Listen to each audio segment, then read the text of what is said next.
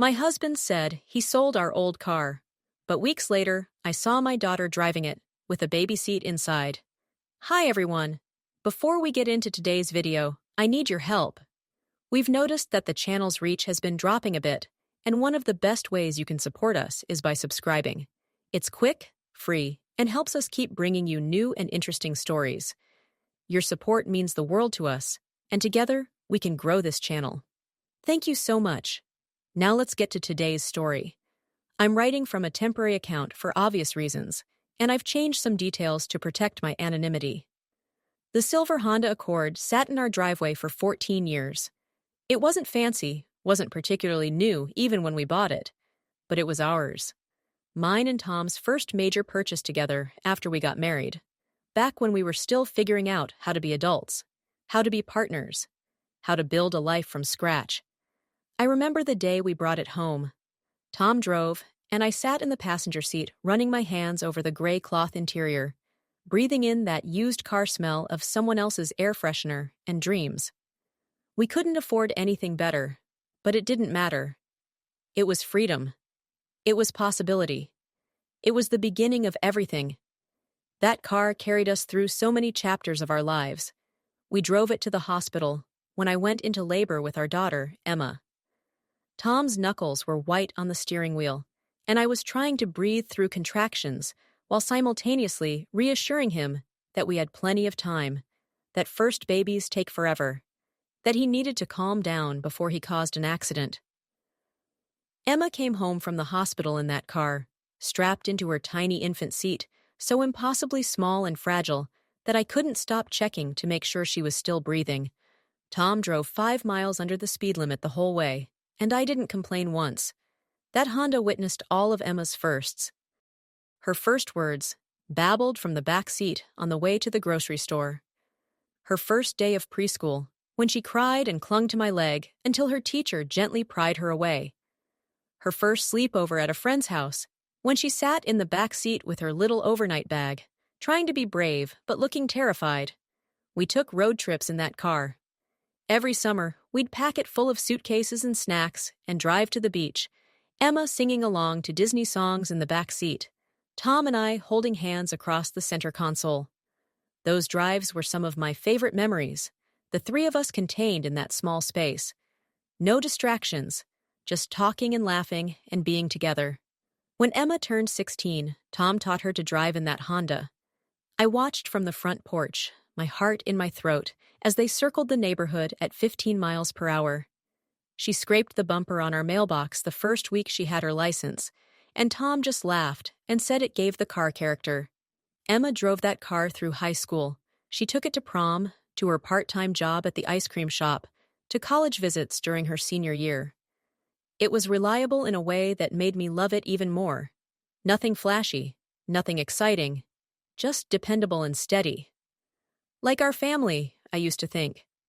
After Emma graduated and moved away to college 3 hours north, the Honda sat in our driveway more than it moved.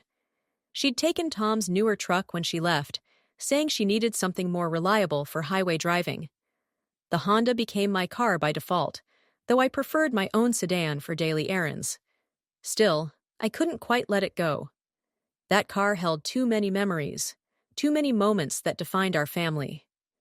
Sometimes I'd sit in the driver's seat, my hands on the steering wheel, and remember Emma at 6 years old singing "Let It Go" at the top of her lungs, at 12 complaining about her math teacher, at 15 crying over her first heartbreak. About 3 months ago, Tom brought it up over dinner. We were eating pasta at our kitchen table, the same table where we'd had thousands of meals as a family, where Emma had done her homework and built science fair projects, and later filled out college applications. "I think we should sell the Honda," Tom said, twirling spaghetti around his fork. I looked up, surprised. "Why?" "It's just sitting there," he said reasonably. "We're not using it. It's taking up space. And honestly, it's getting old. The transmission is starting to go. It would be better to sell it now before it completely dies and becomes worthless." He had a point. The car was 14 years old, had over 150,000 miles on it, and was starting to have the kinds of problems that cost more to fix than the car was worth. Still, the thought of selling it made my chest tight. I don't know, I said slowly. It's Emma's car. Shouldn't we ask her first? She doesn't want it, Tom said. I already asked. She said she's happy with the truck, and we should do whatever we want with the Honda. That stung a little. I knew it was just a car, just metal and plastic and rubber.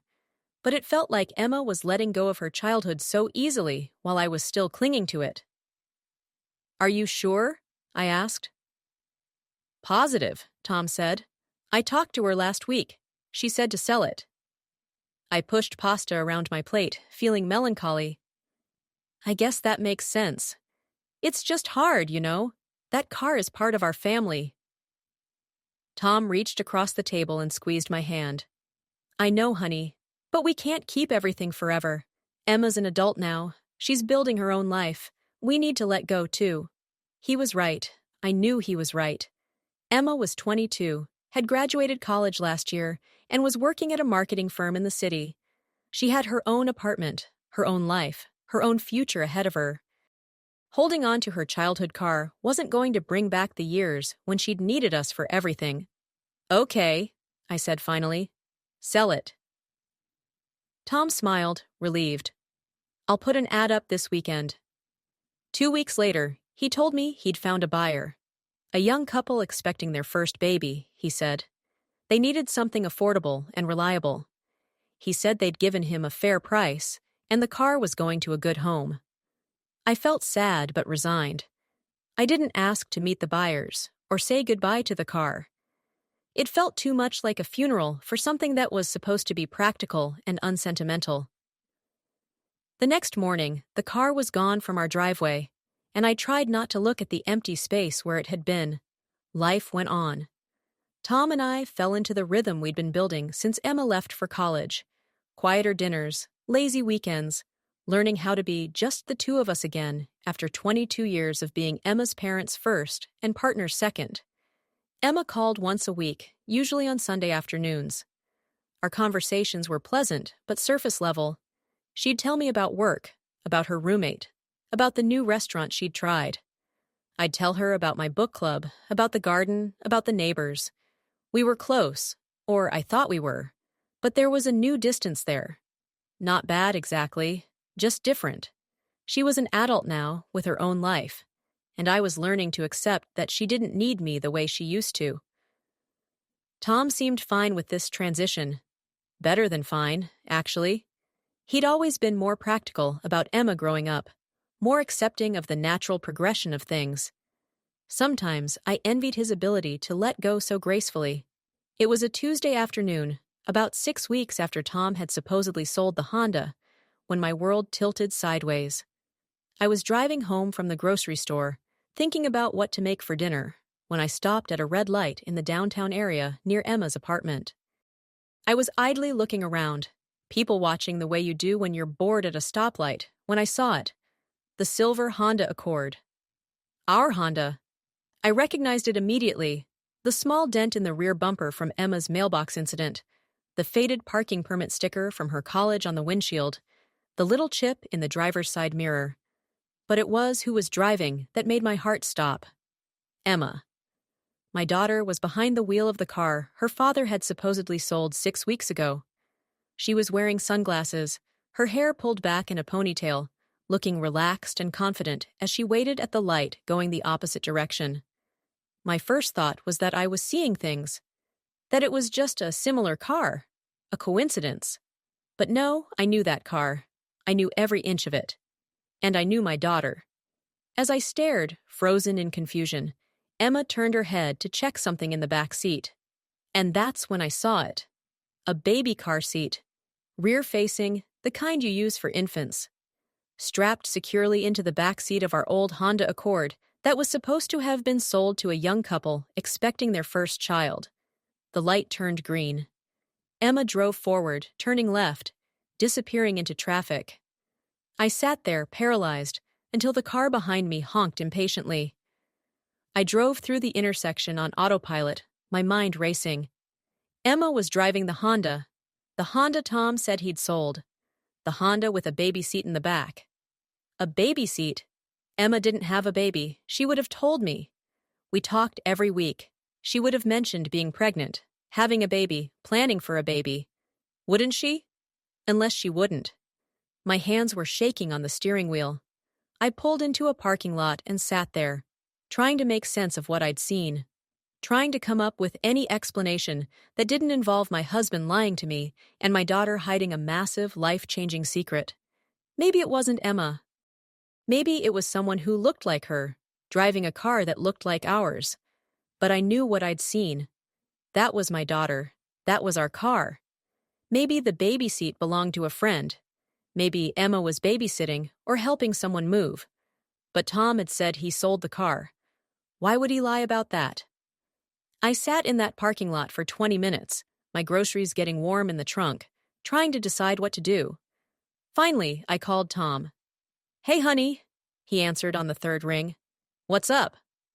"Where are you?" I asked, keeping my voice steady. "At the office. Why? Is everything okay?" "I need you to come home," I said. "Now." "What's wrong?" There was concern in his voice, but something else too. Something that might have been wariness. "I saw the Honda today," I said flatly. "Our Honda, the one you supposedly sold." Silence on the other end of the line, long enough that I knew everything I'd suspected was true. "Tom," I said, my voice hard. "Come home, now." "I'll be there in 30 minutes, he said quietly and hung up. I drove home, my mind spinning with possibilities and implications and betrayals. I put away the groceries mechanically, my hands moving on autopilot while my brain tried to process. My husband had lied to me. My daughter was hiding something from me. They were conspiring together, keeping secrets, treating me like I was someone who couldn't be trusted with the truth. Why? Tom arrived exactly 30 minutes later. He found me sitting at the kitchen table, my hands wrapped around a cup of tea I hadn't drunk. He sat down across from me, and the look on his face, resigned, tired, guilty, told me everything. "Talk," I said. He sighed, rubbing his face with both hands. "I didn't sell the car." "I know that. I saw Emma driving it today, with a baby seat in the back." He looked up sharply. "You saw her?" "Downtown, at a red light. She didn't see me." I leaned forward. "Tom, what the hell is going on? Does our daughter have a baby? Is she pregnant? Why wouldn't she tell me?" "She was going to tell you," Tom said. "She just needed more time." The words hit me like a physical blow. "So it's true. Emma has a baby." "Had," Tom corrected gently. "She had a baby. 3 months ago, a little girl." I couldn't breathe. The kitchen seemed to tilt around me. 3 months. She had a baby 3 months ago and nobody told me. "Sarah, please." "Don't," I said sharply. "Don't you dare, Sarah, please me. Our daughter had a baby, my first grandchild. And you both decided I shouldn't know?" "It's not like that," Tom said, but his voice was weak. "Then what is it like? Explain it to me. Make me understand how my husband and my daughter could keep something this huge from me for 3 months." Tom looked down at his hands. "Emma got pregnant last year. She found out right after she started her new job. The father is someone she was dating briefly. It didn't work out. He's not in the picture. She didn't want to tell us because she knew we'd have opinions. We'd try to influence her decisions. And she needed to figure out what she wanted on her own. I felt like I was hearing this through water, everything distorted and wrong. She was pregnant for 9 months and never told me?" "She told me," Tom said quietly. "About 6 months in. She was showing, couldn't hide it anymore, and she was scared. She needed help, but she made me promise not to tell you." "Why?" The word came out broken. Tom finally looked at me, and there was pity in his eyes. "I hated it. Because she knew you'd try to take over, that you'd make it about what you thought was right instead of supporting what she needed." "That's not fair," I whispered. "Isn't it?" Tom asked gently. "Sarah, you love Emma so much. We both do.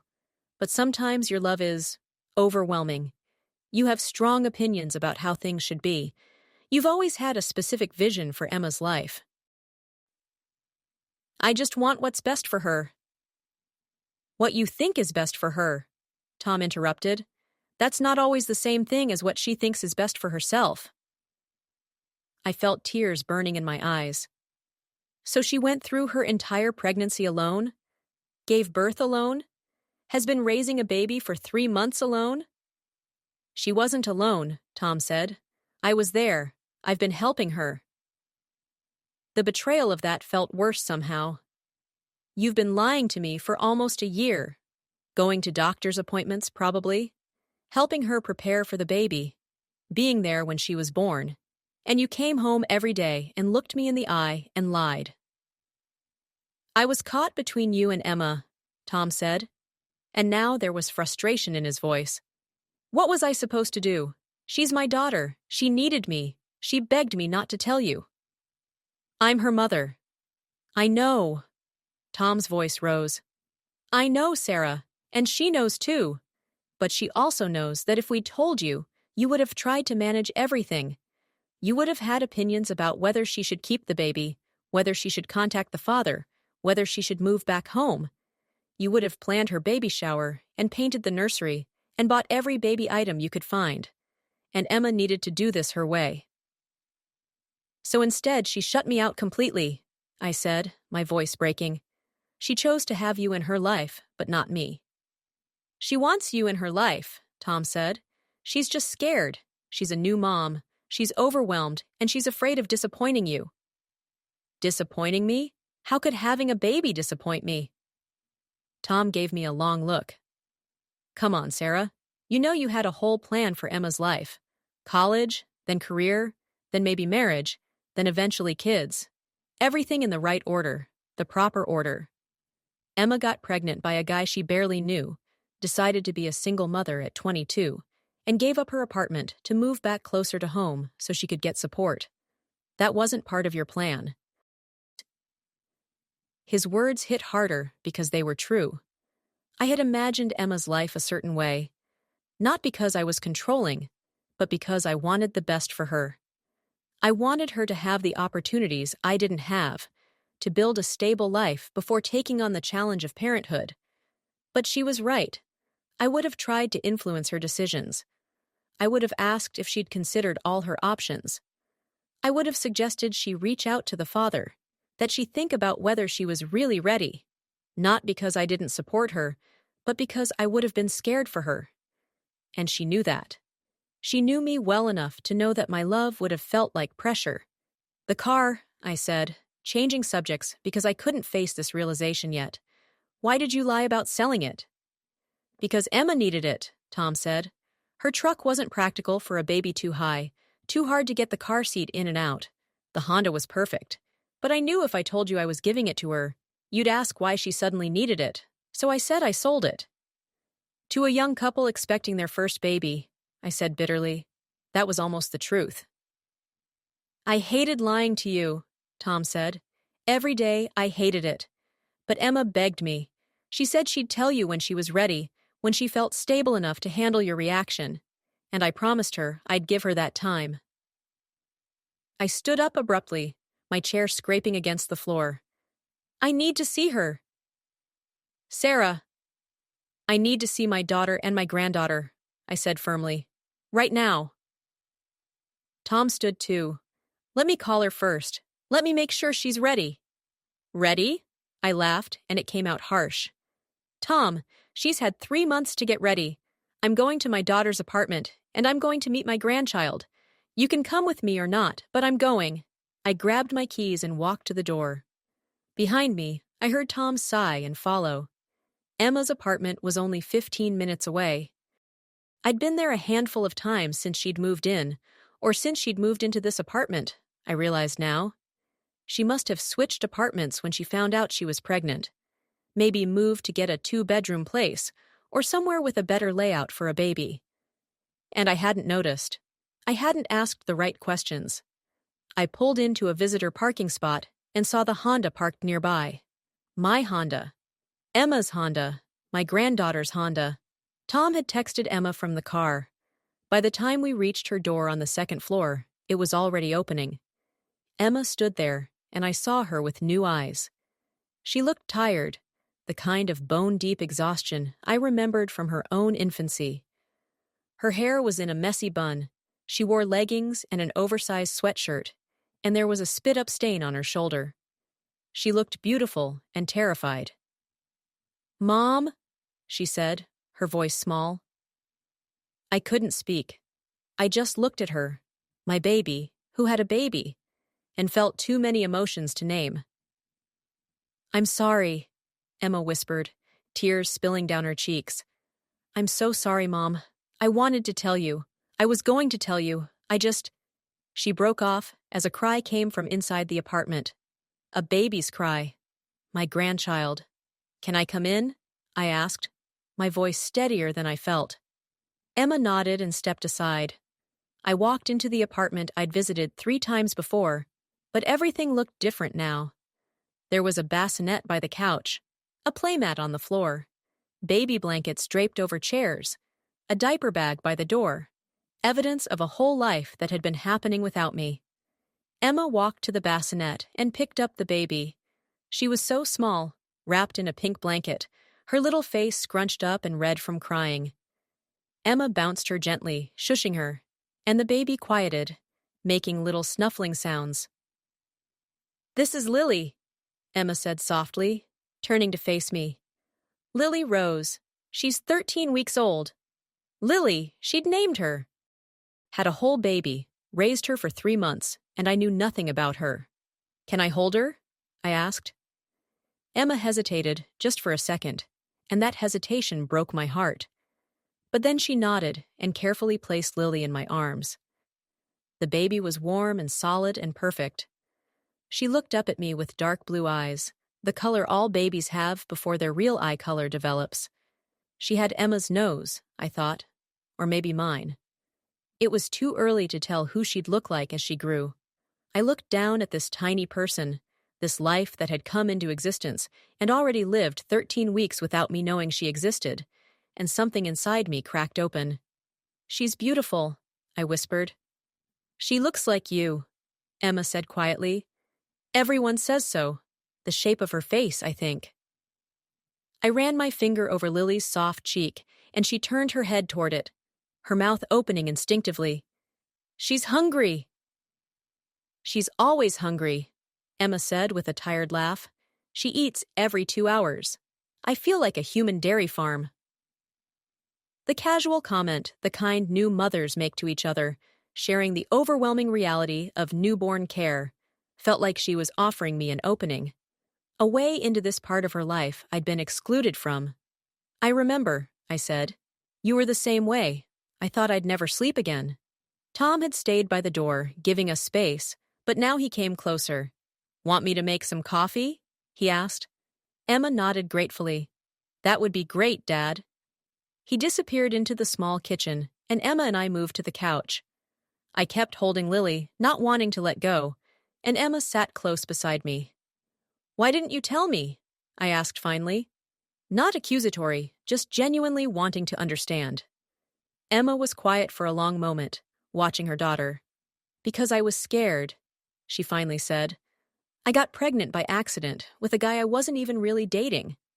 I had just started a job I loved. I wasn't married, wasn't engaged, didn't have any kind of stable family structure, and I knew what you'd think." "You don't know what I would have thought," I said gently. "Yes, I do, Mom." Emma looked at me, her eyes still wet with tears. "You're an amazing mother. You did everything right. You and Dad had a stable marriage. You planned for me. You gave me this perfect childhood. And I messed up. I got pregnant when I wasn't supposed to, with someone who didn't want to be a father, and I decided to keep her anyway, even though it meant being a single mom at 22.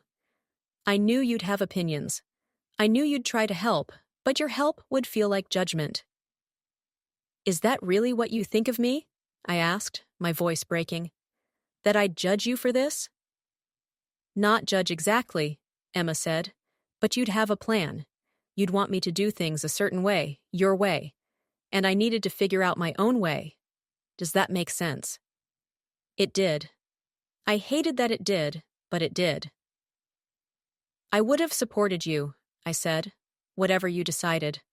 I would have been there.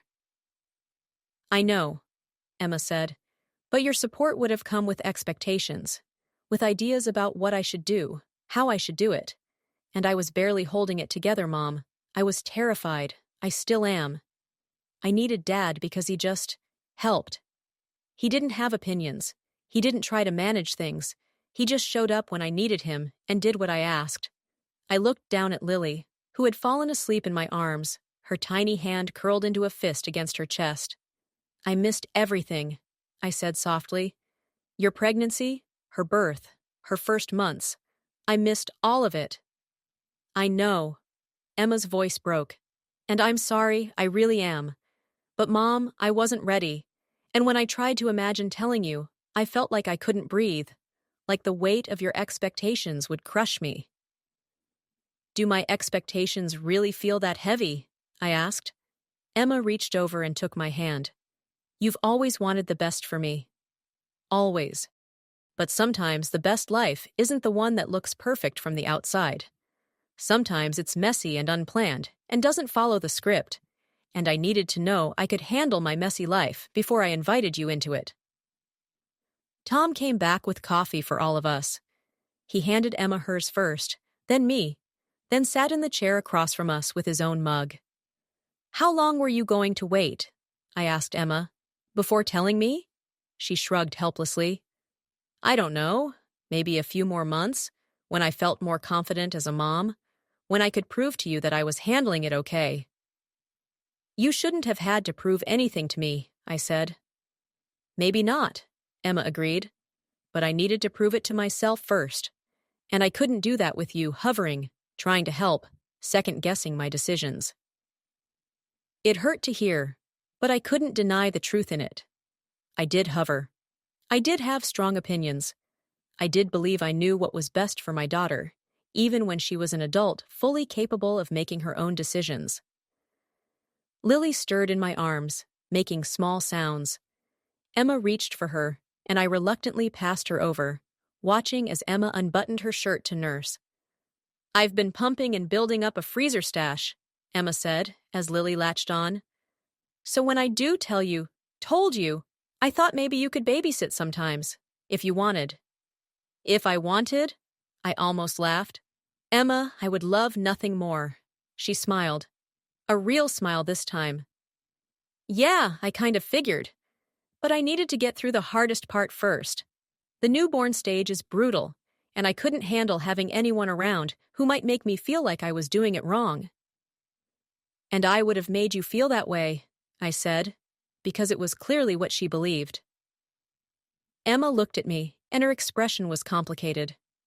Not on purpose, but yeah, probably. You would have suggested different products, different schedules, different techniques. You would have had articles and books and advice. And all of it would have made me feel like what I was doing wasn't good enough. Tom spoke up for the first time since bringing the coffee. Sarah, you did the same thing to me when Emma was a baby. Remember? You'd correct the way I held her, the way I changed her diaper, the way I tried to soothe her. You had a specific way you wanted everything done, and anything else was wrong. I opened my mouth to protest, then closed it. He was right. I had done that. I'd been anxious and overwhelmed and terrified of doing something wrong, and I'd coped by trying to control everything. I hadn't realized I'd made him feel inadequate in the process. I didn't mean to, I said quietly. I know, Tom said gently, but Emma saw it.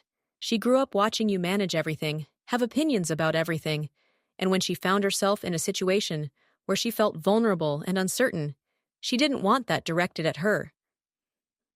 I sat there, watching my daughter nurse my granddaughter, and felt the full weight of my own failings as a mother. Not because I hadn't loved enough or tried hard enough, but because I'd loved too much in the wrong way. I'd held so tightly to my vision of what Emma's life should look like that I hadn't left room for her to create her own vision. I'm sorry, I said finally. Emma, I'm so sorry. You're right. I would have tried to manage things. I would have had opinions and expectations. I would have made it harder for you when you needed support. Emma looked up, surprised. Mom? No, let me finish, I said. I love you so much. You're the best thing I ever did with my life. And I wanted everything to be perfect for you because I wanted you to be happy. But my idea of perfect isn't the same as yours. And I should have learned that a long time ago. Tears were streaming down Emma's face now. I didn't want to hurt you. I just needed to do this my way. I know, I said. And you have every right to do that. You're an adult. You're a mother. You get to make your own choices, even if they're not the choices I would make, especially if they're not the choices I would make. I stood up and went to sit next to Emma on the couch. Carefully, I put my arm around her shoulders while she nursed Lily, and she leaned into me. I wish I could have been there, I whispered. Not to take over, just to hold your hand, to tell you that you were doing great, to bring you food and help you shower and let you cry when it was hard. I wanted that too, Emma admitted. There were so many times I almost called you. When I was in labor, when Lily wouldn't stop crying at 2 a.m, when I felt like I had no idea what I was doing. But I was afraid that if you came, I'd fall apart. That I'd let you take over, and I'd never figure out how to do it myself. You did figure it out, I said, looking at her with newfound respect. You're doing it. You're working full-time and raising a baby on your own. That's incredible, Emma. You should be proud. I'm exhausted, she said with a watery laugh. But yeah, I guess I am kind of proud. I haven't completely screwed her up yet. You're not going to screw her up, I said firmly. You're going to be an amazing mother. You already are. Lily finished nursing and Emma burped her, then held her out to me. Want to hold her again? I took my granddaughter carefully, cradling her against my chest. She was heavier than she looked, solid and warm. I could feel her breathing, little puffs of air against my neck. Hi, Lily, I whispered. I'm your grandma. I'm sorry I missed your first few months, but I promise I'm going to be here for everything else, if your mom will let me.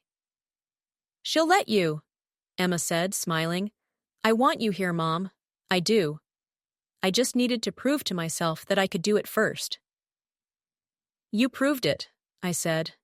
We sat there, the 4 of us, in Emma's small apartment, with its baby paraphernalia and the evidence of a secret life. Tom came to sit on Emma's other side, and she leaned against him too, sandwiched between her parents.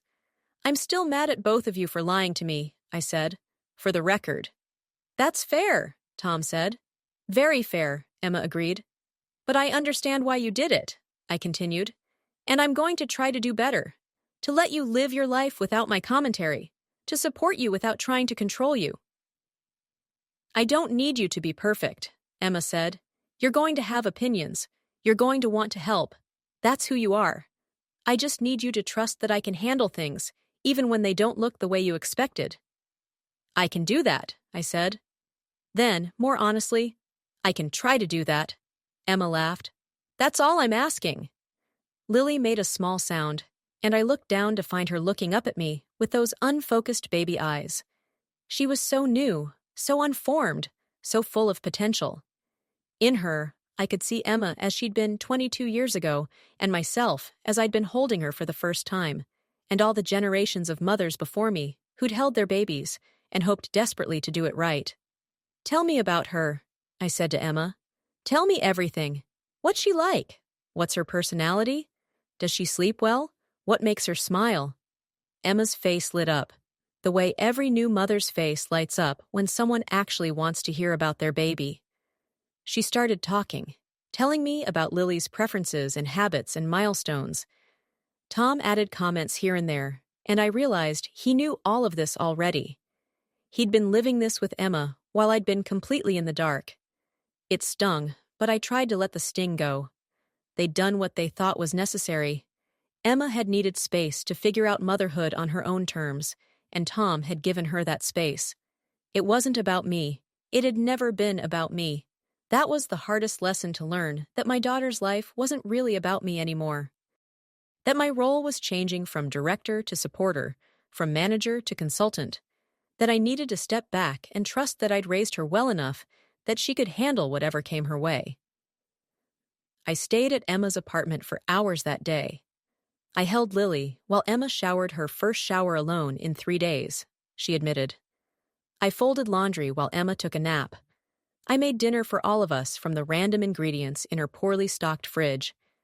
I did the things a mother does, the practical, unglamorous work of supporting her child.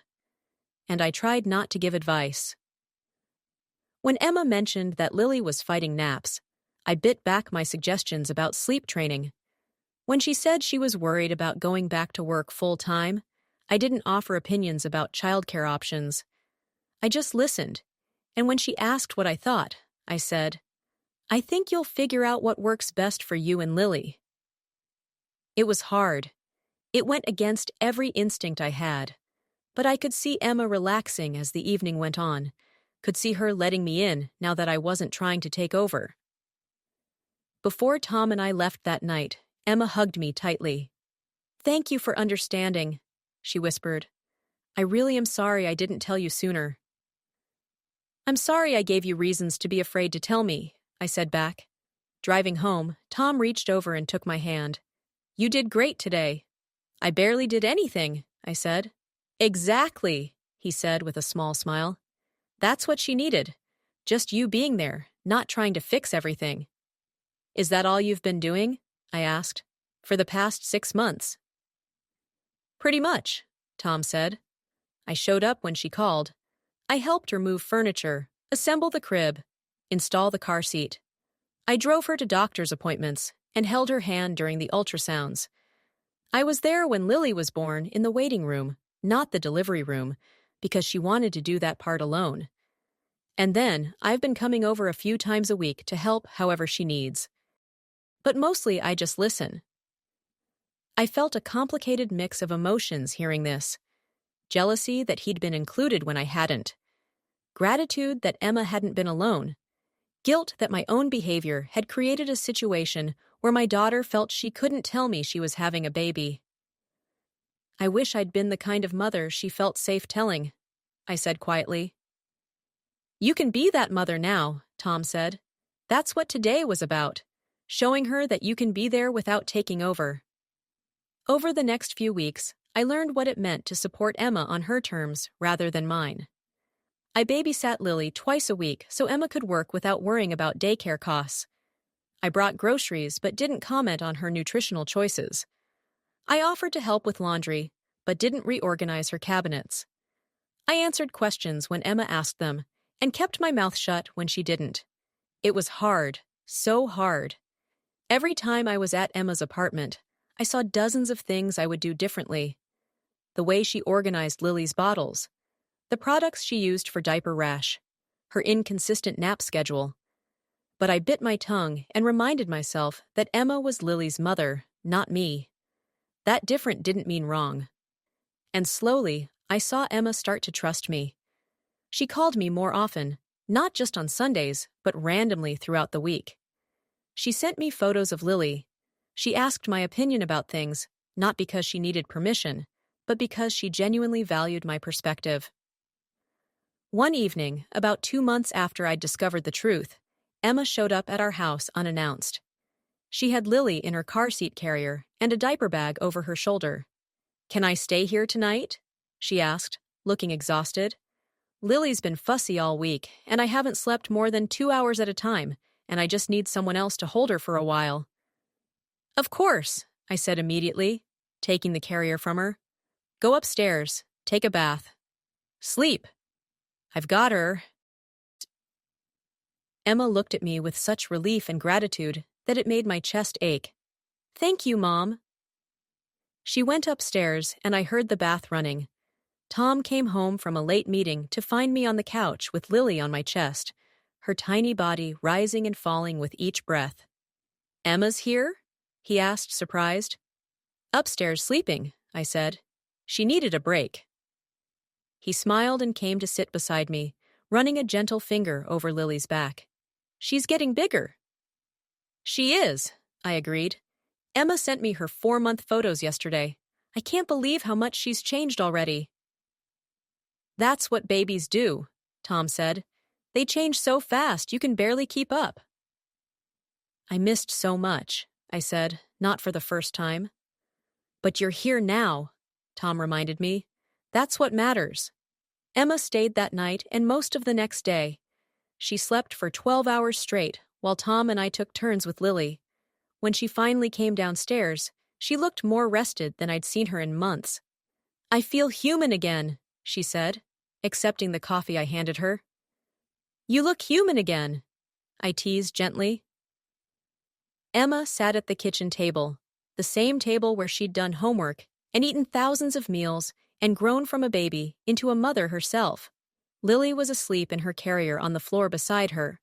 I'm struggling, Mom, Emma said quietly. I love her so much, but it's so hard. Work is demanding, and she doesn't sleep well, and I feel like I'm failing at everything. Every instinct I had screamed at me to offer solutions, to tell her what she should do differently, to share my wisdom, to fix it for her. But I'd learned. Slowly, painfully, but I'd learned. You're not failing, I said instead. You're doing an incredibly hard thing, and you're doing it well. But that doesn't mean it isn't hard. Everyone else makes it look so easy, Emma said, tears in her eyes. All the moms on Instagram, all my friends who have kids, they seem like they have it all together. They don't, I said firmly. I promise you they don't. They're just showing you the good moments. The hard moments. Those happen behind closed doors where nobody sees. Did you find it this hard? Emma asked. When I was a baby? I thought about lying, about making it seem like I'd handled everything effortlessly, but Emma needed truth, not performance. I found it impossibly hard, I admitted. I cried every day for the first 3 months. I was convinced I was doing everything wrong. Your dad would come home and find me sobbing because you wouldn't stop crying, and I couldn't figure out what you needed. I felt like the worst mother in the world. Emma looked surprised. Really? You never seemed like you struggled. Because by the time you were old enough to remember, I'd figured it out, I said. But those first months, I was a mess. And I had your dad home every night to help. You're doing this mostly alone. That makes it exponentially harder. I don't have to do it alone, Emma said slowly. Do I? I chose to keep people out because I was scared. But maybe I don't have to be scared anymore. You never had to be scared, I said. But I understand why you were, and I'm glad you're ready to let people in now. Emma looked at me, her eyes red from exhaustion and tears. I need help, Mom. Real help. Not just occasional babysitting. I need someone I can call at 2 a.m. when Lily won't stop crying. Someone who can come over when I'm sick. Someone who can watch her when I have a work emergency. Can you be that person? Without judging me? Without trying to take over? Yes, I said without hesitation. I can be that person. Promise? Emma asked. Because if you start trying to control things, I'll shut you out again. I need support, not management. I promise, I said. And if I slip up, because I probably will sometimes, you can call me on it. You can tell me to back off. I won't take it personally. Emma smiled, a real smile that reached her eyes. Okay, then yes, I need my mom. Those 4 words healed something in me that had been broken since the day I saw Emma driving that Honda with a baby seat in the back. Since the moment I realized my daughter had hidden her pregnancy, her baby, her struggles from me because she didn't trust me to support her without conditions. Over the following months, Emma and I built a new relationship. Not the one from her childhood, where I made the rules and she followed them, but a relationship between 2 adults, 2 mothers, who were learning to navigate this new dynamic together. I helped with Lily, but I followed Emma's lead. I gave advice only when asked. I bit my tongue when Emma made choices I wouldn't have made. I watched her figure out her own parenting style, different from mine, but equally valid. And slowly, I learned something important. The goal of parenting isn't to create a child who does everything the way you would do it. The goal is to raise an adult who can make their own decisions, even when those decisions are different from yours. Especially when those decisions are different from yours. Emma was a good mother. She was patient with Lily in ways I hadn't been patient with her. She was more relaxed about schedules and routines. She let Lily guide more of her decisions instead of imposing rigid structure. And Lily was thriving, happy, healthy, hitting all her milestones. Different wasn't wrong. It was just different. On Lily's first birthday, Emma threw a small party at our house. It was just family Tom and me, Emma's aunt and cousins, a few of Emma's close friends. Lily sat in her high chair, with a small cake in front of her, and we all watched as she tentatively touched the frosting, then smashed her whole hand into it with delight. Emma stood beside me, watching her daughter, and I put my arm around her shoulders. "You did it," I said. "You made it through the first year." "We did it," Emma corrected. I couldn't have done it without you and Dad, especially these last few months." "You could have," I said honestly, "but I'm glad you didn't have to." Later, after the party, after everyone had gone home, and Lily was asleep in the portable crib we kept at our house now, Emma found me in the kitchen cleaning up. "Mom," she said, "I need to tell you something." My heart jumped, some old instinct expecting bad news. "What is it?"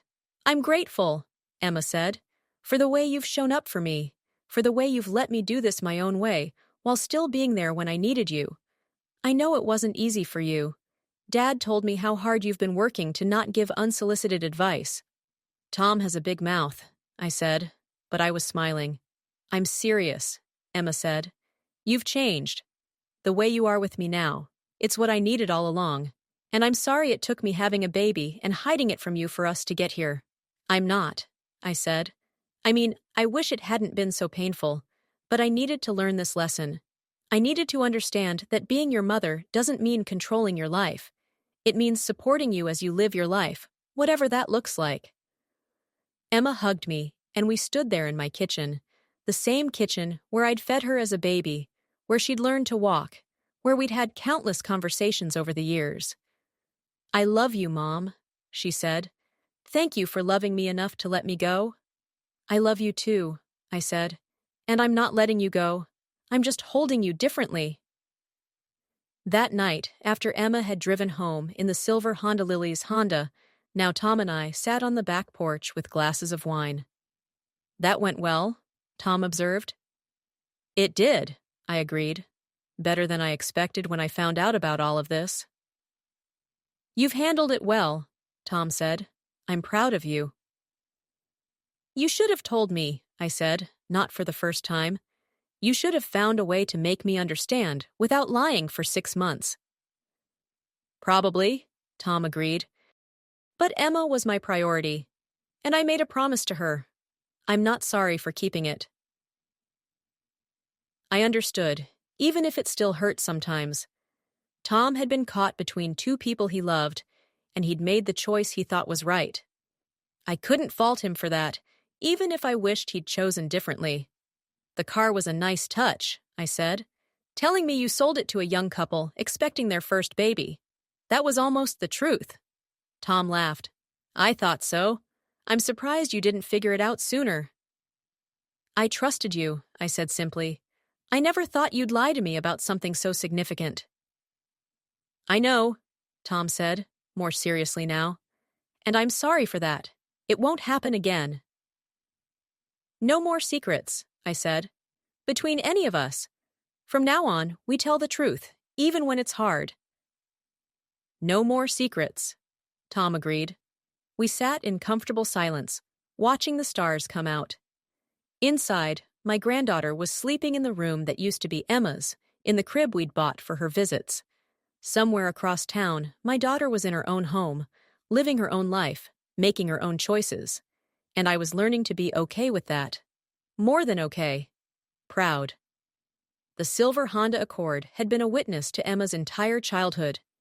It had carried her to school, to friends' houses, to all the places that shaped who she became. And now it was carrying her daughter, my granddaughter, into her own future. I'd thought that car represented the past, memories of when Emma was young and still mine, in that uncomplicated way children belong to their parents. But I'd been wrong.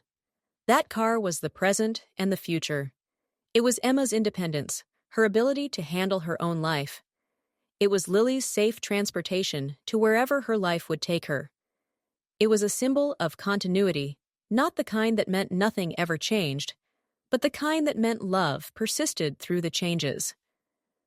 I'd wanted Emma's life to look a certain way. College, career, marriage, then children. Everything in order, everything planned. But life isn't neat or orderly. It's messy and unexpected, and often nothing like what we imagined. Emma had created a beautiful life, even if it looked different from what I'd pictured. She was a working mother, raising her daughter with strength and grace and love. She'd built a support system, learned to ask for help, figured out how to balance it all even when it seemed impossible. And she'd taught me something crucial in the process. That letting go doesn't mean loving less. That supporting someone means trusting them to make their own mistakes and celebrate their own victories. That the best thing I could do for my daughter wasn't to protect her from every hardship or solve every problem, but to believe in her ability to handle whatever came her way. The Honda was just a car, but it carried so much more than passengers and baby seats. It carried all the moments of our lives, past, present, and future. It carried the love between generations. It carried the lessons we learned, and the mistakes we made, and the forgiveness we offered each other. My husband had told me he sold that car, and in his lie, he'd given our daughter something she desperately needed, space to become the mother she was meant to be. And in discovering that lie, I'd been given something too, a chance to become the kind of mother she needed now, not the kind I thought I should be. Sometimes the greatest gifts come wrapped in the hardest truths. Sometimes love means stepping back instead of forward. Sometimes the best way to hold on to the people you love is to open your hands and let them go. And sometimes a silver Honda Accord with a baby seat in the back can teach you more about family, love, and letting go than all the parenting books in the world. I finished my wine and went inside. Tom followed, and we locked up the house together, checking on Lily one last time before heading to bed. She was sleeping peacefully, her little chest rising and falling steadily, completely unaware of all the drama and heartache and eventual healing her existence had caused. "She's going to be okay," Tom said, reading my mind as we stood over the crib. "Emma's going to be okay. We're all going to be okay." "I know," I said, and for the first time in months, I actually believed it. The next morning, Emma came to pick up Lily. She was wearing her work clothes, her hair styled, looking more like the confident young woman I'd raised than the exhausted new mother I'd been seeing for months. "Good morning," she said, kissing my cheek. "How was she?" "Perfect," I said. "She slept through the night, ate all her breakfast. We had a great time." Emma smiled and picked up Lily, who reached for her mother with happy sounds. "Thank you for watching her. I actually got 8 hours of sleep. I feel like a new person." "Any time," I said. "You know that." Emma strapped Lily into her car seat, then turned back to me. "Mom, I was thinking, maybe this weekend we could all have dinner together. You and Dad could come to my place, or we could come here. Whatever works. I just think we should do it more often. The family dinner thing." "I'd love that," I said, my throat tight with emotion. "Great, I'll text you." Emma hugged me, then got into the Honda, that car that had held so many secrets. That had been the key to unraveling the truth. I watched her drive away, my daughter and my granddaughter, off to live their lives. And I felt something I hadn't felt in a long time. Peace. Not because everything was perfect. Not because I'd gotten the outcome I'd originally wanted, but because I'd learned to let go of my need to control the narrative, to trust that the people I loved were capable of writing their own stories, to understand that my role wasn't to direct the plot, but to be there for whatever came next. The silver Honda turned the corner and disappeared from view. and I went back inside my house, ready to face whatever came next, whatever truths needed to be told, whatever lessons still needed to be learned. Because that's what family does. We mess up. We lie sometimes, usually with good intentions. We hurt each other. We hide things we're afraid to share. But we also come back together. We forgive. We learn. We grow. And sometimes, if we're very lucky, we get a second chance to do better. I got that chance, and I wasn't going to waste it.